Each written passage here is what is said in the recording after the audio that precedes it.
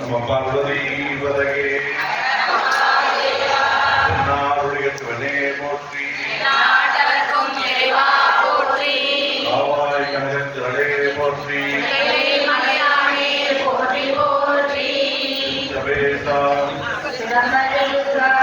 சிதம்பரம்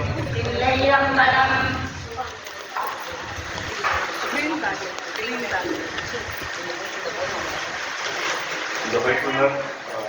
யார் நல்லா படிப்பாங்க நளினி மேடம் அவங்க குரூப்ல யாரும் நல்லா படிக்கான்னு சொல்லுங்க அவங்களுக்கு